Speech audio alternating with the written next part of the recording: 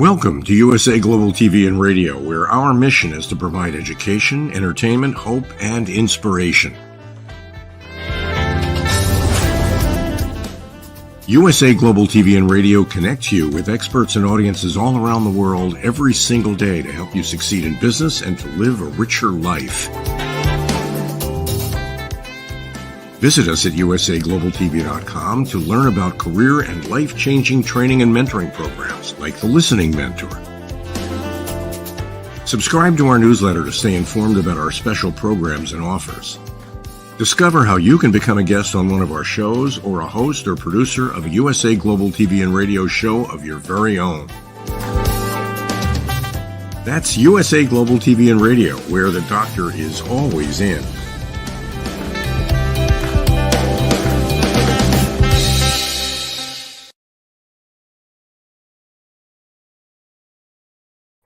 Hello, everyone, and welcome, or hopefully it's welcome back to USA Global TV and Radio. I'm Dr. JACALYN KERBECK, and our show today is Your Story, Your Grief, Your Journey. Today, we're going to be talking with Doug Lawrence, the star of our show, to find out how grief has impacted his journey. Let's welcome him to the program. Doug, hello.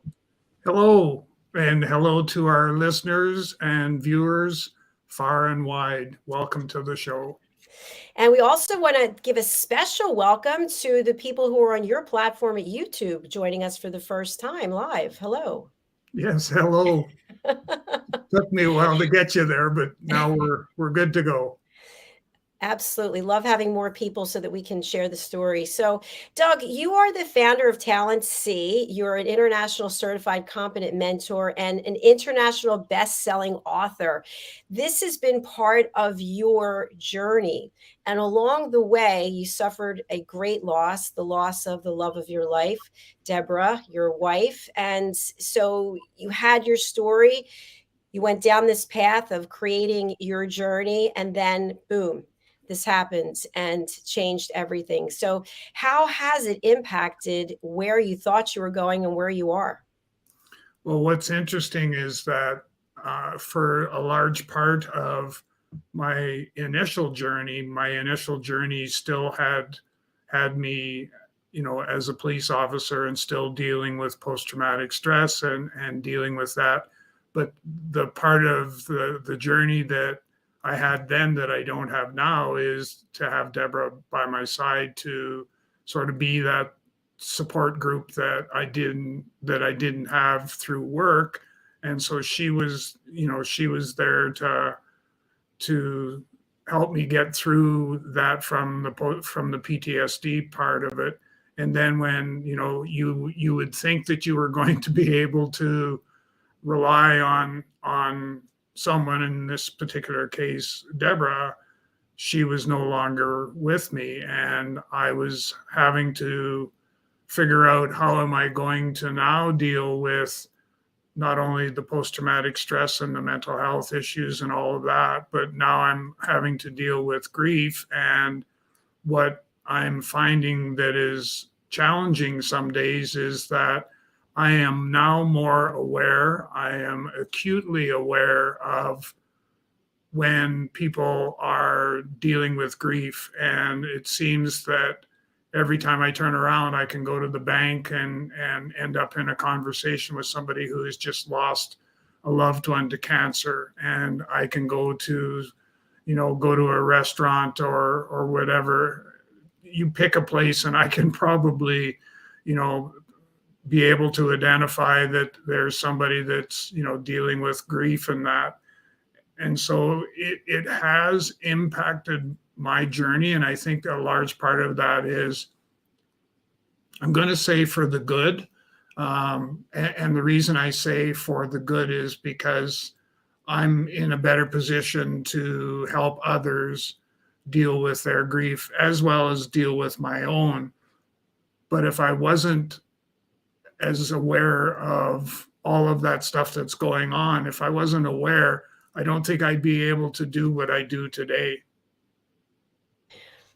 And I can really appreciate that, because you have to constantly relive. And at the same time, you're very compassionate and empathetic, and you be there for somebody else. It's got to be really draining and at the same time rewarding to know that you have this ability to see in someone that they need someone, they need you, they need to be able to share.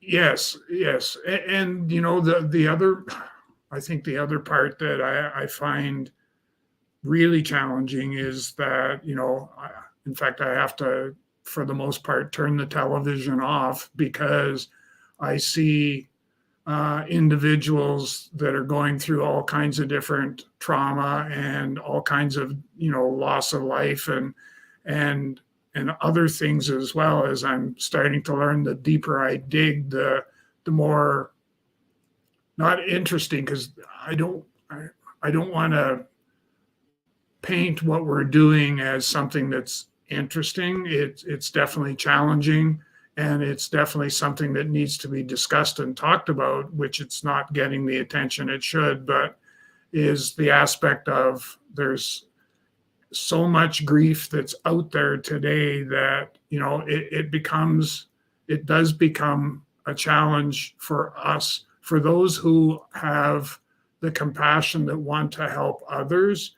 It is definitely a significant challenge to try and overcome. You got to deal with your own, you got to deal with the triggers that may come from trying to help somebody else, but you also want to be able to help somebody else. So there's all these different variables that you kind of throw into the pot and kind of stir them up a little bit and pour them out. And you hope that something that comes out gives you a sense of direction as to where do I need to go with my journey, which is going to have an impact on others as well. Very good points.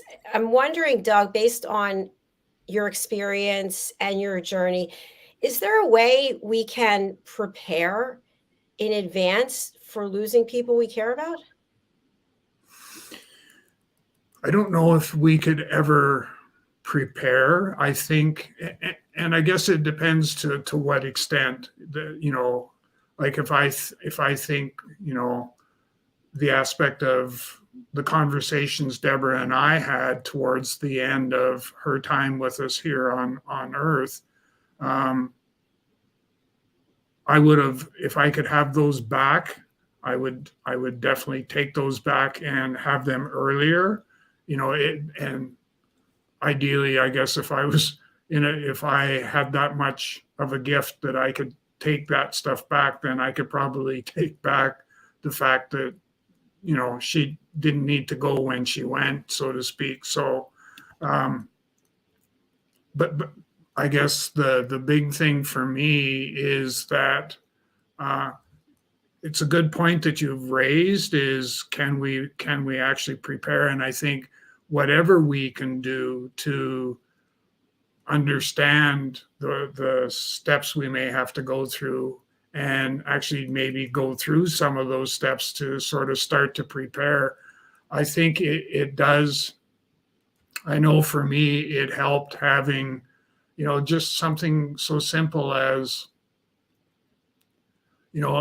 having a list. And we did this, Deborah and I did this in the hospital. It was, we had a list of all of her possessions that meant a lot to her and who they were going to go to. And that was already, in fact, I probably still, in fact, I know I do. I still have the list in my phone because I remember sitting in her hospital room and she said, we need to do this. And I went, well, we could probably just, no, she said, we need to do this. And so she gave me instructions and I typed it into my phone. And then when she did pass, I was in a position where I could, say to the family members, this is this is Deborah's wishes. This is what she wanted to take place. Her and I are on the same page as far as sort of what the outcome is. But, at the end of the day, this was what she wished to take place, and we're going to honor that and move forward with that. And it's those conversations, because those can be extremely excuse me, extremely difficult to have in no matter what setting you're in. But to have a discussion like that, as to who gets what and all those things, that's a tough thing to have to go through. But, as you mentioned, it's something that definitely has to happen. It's so interesting because if you think about, and I'm not saying you or me, I'm saying in general, how people work for the materialistic things, right? Like I love my jewelry. When we check out, we're not taking it with us, right? And all of a sudden, it really has much less significance than it ever had. But yet, while we're here, it's kind of like, no, that's mine. Don't touch it. Or, you can have this after I'm gone. And then the person leaves and the item doesn't have as much significance as it did because it was a tribute to the person who owned it. And what I'm also wondering is, and I think you shared this, that Deborah wanted the services to be a certain way and they weren't exactly the way she wanted. And people want to leave things to certain people. And then that doesn't mean that they necessarily get them, because then other people are upset that they're not getting it. And so we make these lists. We're on the right path to do the right path, I'm putting in quotes. And then after the person passes, the situation might be completely different. True. Very, very true. And you're absolutely correct. Deborah was fairly adamant about where, number one, she didn't really want a service, a traditional church service. She said if everybody got together in the backyard, had a few drinks and, told a few stories, that was all she wanted. And out of respect to her co-workers and her place of work, we collectively came to an agreement that we were going to discard what Deborah had wanted, and we were going to give people the opportunity to get the closure that they needed. And I'm a huge proponent of making sure that we, wherever possible, that we get the closure that we need to be able to move on. And for a lot of those people, like we had close to 100 people that showed up for her celebration of life. And for those 100 people that were there, this coming together as a family, as friends, as all of those elements, having that place to do that and doing it in the fashion that we did helped them get the closure, or at least a lot of closure, as a result of, they wanted that closure as a result of the relationship that they had with Deborah. So, that's, I guess, kind of dipsy doodling a little bit here, but that's one thing. We talk about the lists and all of that. And we have said that sometimes the service isn't done the way that they had originally requested. But I also think that a lot of us, like I know what I've asked to have take place.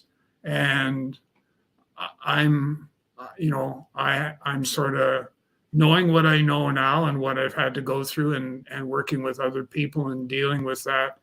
I'm almost at a crossroads where I hope somebody kind of takes the bull by the horns and sort of says, that's really not who he is. Let's do a big celebration of life like we did for Mom or for Deborah. And let's do that so that people can come together and get the closure that they need. I just can't imagine not having that closure.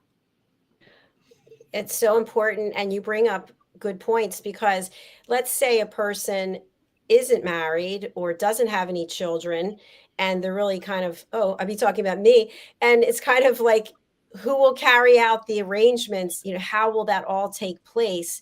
And it has to all be written down. And then you hope that whoever does decide to run with it also evaluates, okay, this is what they put, but this is how we really see them in life. And so let's celebrate them. Let's let people come forward and share what they have to share.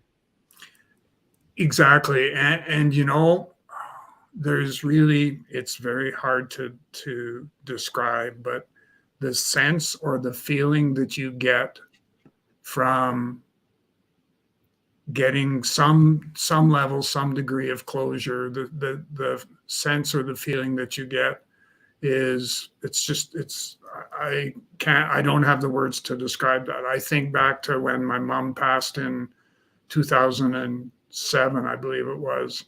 And one of the things I did, and we've talked about this, I think, on other shows as well, where one of the things I did was I went to a psychic and ended up I had some questions that I needed to have answered. One of which was, has my mom crossed over, and is she okay? Is she in a place where it's unconditional love? Because that's what I wanted for her to have, was to be in a place where she was surrounded by people who were believers and who practiced unconditional love. That's my best way to describe it. And I've done much the same sort of thing with Deborah as well. I've gone to get that closure, and getting that has helped me with my healing process. In fact, I to be truthfully honest, I do, when I'm working with people, I will ask that question, have you thought about doing this or thought about doing that? And here's the reasons why I suggest that, because this is what it has done for me.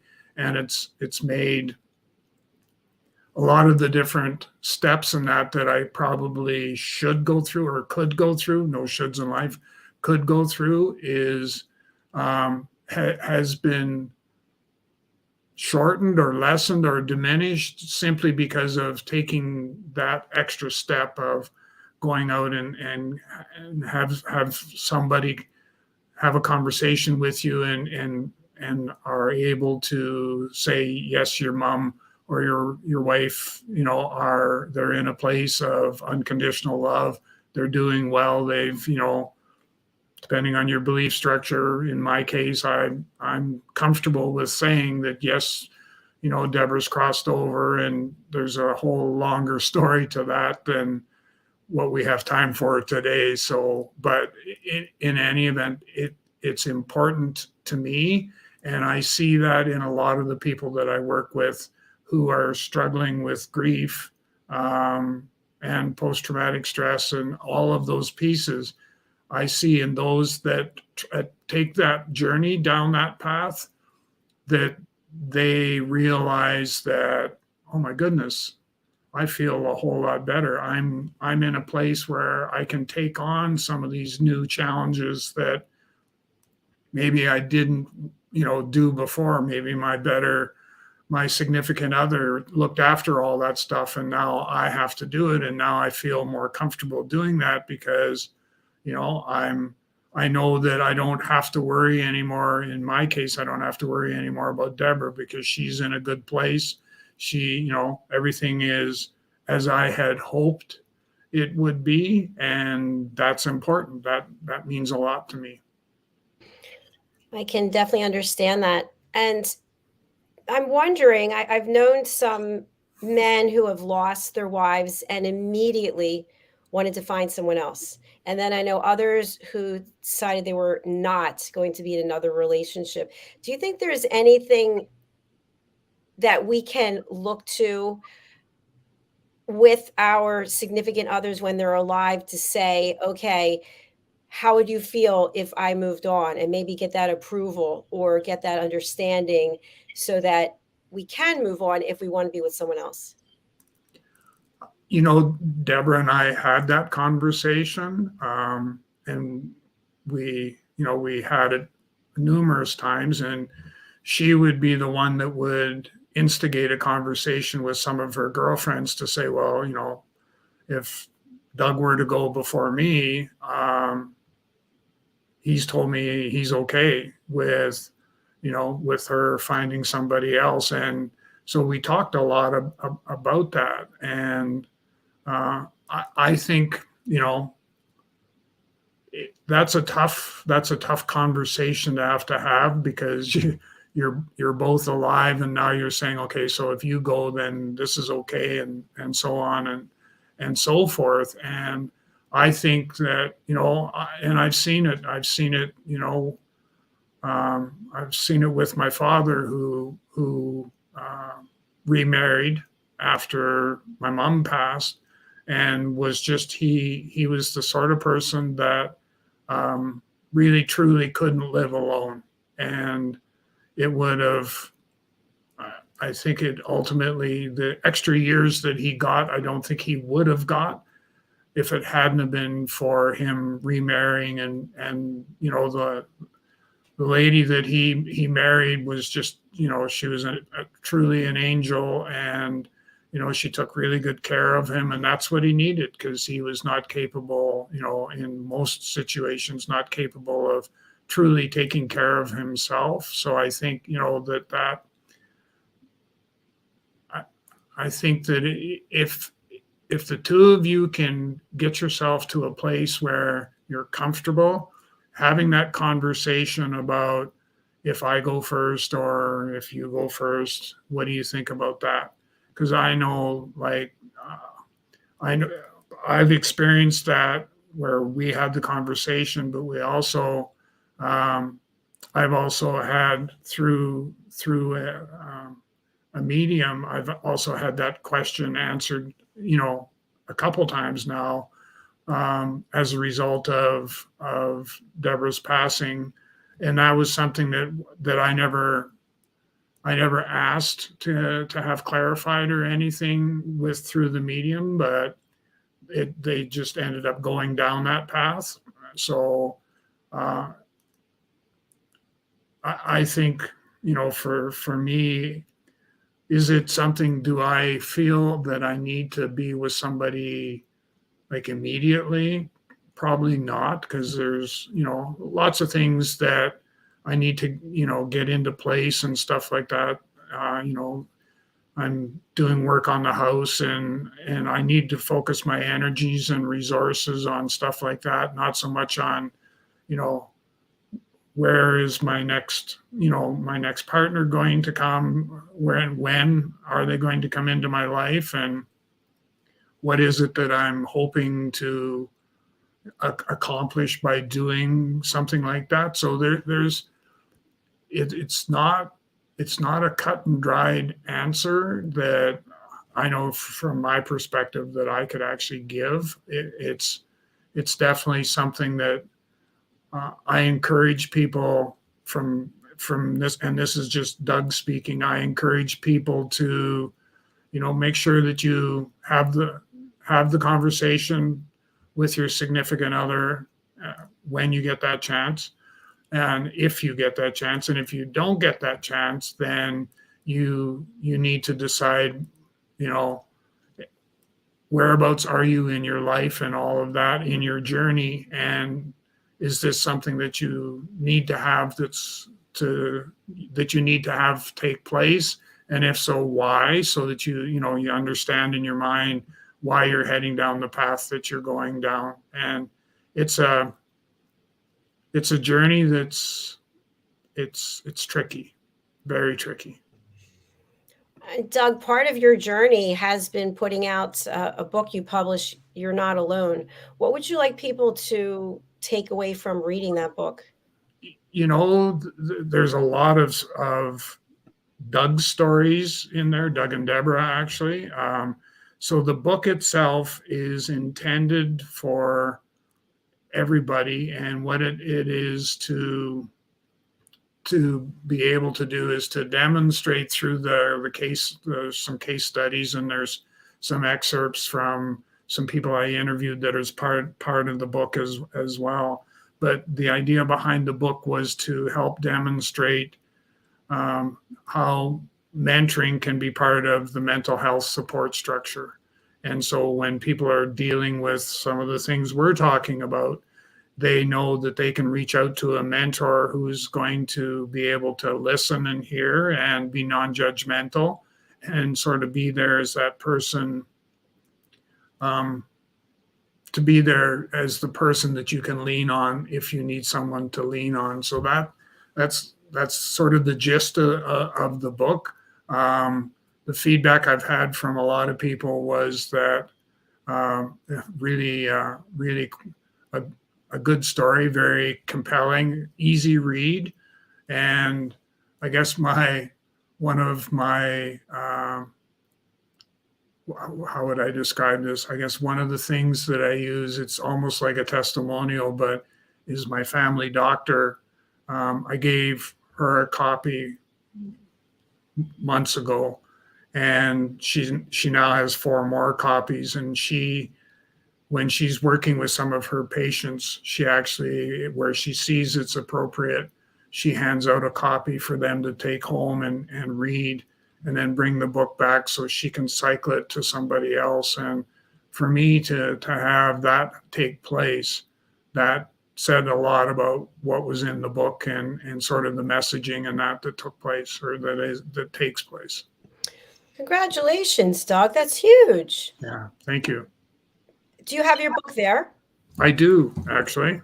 Yeah. Would you like to read from your book for us? Yeah, I can definitely do that.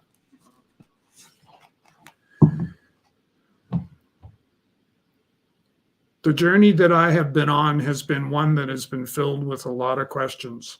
Fortunately, there were a few answers along the way as well. I had some personal upsets with the passing of my wife, Deborah, in February of this year. I realized that my bad behavior of years past was directly attributed to post-traumatic stress, or PTS. I also learned that I was one lucky guy to have a spouse and children who believed in me, and that they knew there was a better person inside that angry and abusive person. I learned that most organizations do not have the proper support structure in place to pave the path to healing for their employees. That statement rang so true in my own situation. There was no support structure to deal with all that I had done or seen. There was no support structure for my family to be able to deal with me. And in fact, all that they had seen or experienced. I learned that a lot of people that have come to me for help have not been able to secure that help anywhere. It has forced them to retreat and bury what they are feeling deep inside. I learned that behind a lot of closet doors are human beings that are crying for help, but afraid to open that door and reach out for help. They are afraid what society will label them as. I learned that mental health is a silent pandemic with a horrible outcome if the support structure does not engage. I have lost far too many wonderful people due to a faltering, failing support structure. It doesn't have to be that bad. We can make a difference and change the gloomy outcome that is before us. Through having trained mentors certified to work with people struggling with mental health issues, we can provide that ear to listen and be heard. We can provide that support that is sadly missing today. We as mentors are not there to prescribe or diagnose, but to listen and hear and be that person that you can rely on. Someone that will ask questions and guide us on our path to healing. You see, through all the research that I've done and from the practical application of proper mentoring tools and techniques, I have determined without a doubt that mentoring can and will be part of the support structure for mental health. The Journey Mentor can and will make a difference.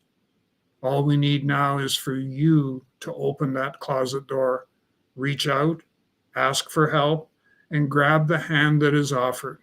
Your journey, your path to healing begins now. Wow, very powerful. I love that analogy with the closet door. Yeah. It's so true, because whether you deal with grief or whether you deal with PTS, whether you deal with depression, whether you deal with anxiety or whatever, people hide in those closets because of the stigmatism that we attach to mental health and mental illness. You know, we don't look at it from the place that here is somebody that's crying, that's reaching out, that we need to be able to, help them. we shun them. We do all kinds of negative things instead of trying to look at it from, what do I need to do to help this person along the way? What do I need to do to help them with their healing journey? And we don't do that. And that's, in other words, we kind of push the people stuff them into the closet and hope for the best. And that's just not acceptable. Powerful, strong words there. And you also mentioned about, I believe, reach out, the hand that reaches out to you, grab a hold of it. Sometimes that reach out comes from places we never could have even imagined, with all Yeah, the planning, and we don't know. Yeah. You know, and it's take the chance. Just take the chance. Call it a risk, call it what you want, but reach out and ask for help. And when someone does that with you or to you, where they reach out and they say, oh, I don't think I can go another day. I just, I'm at the end of my rope. And when you see or hear that happens, you need to extend your hand and say, let me walk with you. Let me be part of your healing journey. Let me help you. Let me be that person that listens and hears to what it is you're going through. And I'm not here to diagnose or prescribe or anything like that. I'm here to be able to walk with you, to walk beside you on your journey. And that's important. It definitely is. And Doug, I want you to just think for a moment. I've heard that this is the case. I haven't experienced myself, but I heard when two people come together, they lose themselves in some way because they become immersed in the other person. And then when the person passes, then there's that loss because they lost who they were originally. Is it, as a mentor, would you say that it makes good sense from emotional perspective to go all in, just to completely give yourself to the other person? Or do you still have to keep some of yourself in reserve, maybe in a small closet somewhere? Good question. Good question. I know for me, so as a mentor, I typically, I'm all in. I'm in it for the long haul. I'm in it for being able to work with that individual to be able to help them along on their journey and that. So I'm all in. But what's interesting was when you raised that, my mind immediately went to how society today is very much structured, positioned, whatever term you want to use, on it's a couples society. So when you lose your significant other, your partner, like I did in my case with Deborah, I lost a part of myself as well. And what ends up happening is that everything that is going on around you that you used to be involved in as a couple, so family gatherings, gathering with friends, sitting on the deck having refreshments and stuff like that, was typically done as a couple. And now you're having to figure out, or if you want to be part of that, you're having to figure out, okay, how am I going to manage this? How am I going to deal with this? How do I control my emotions? How do I do this? And, all of those things.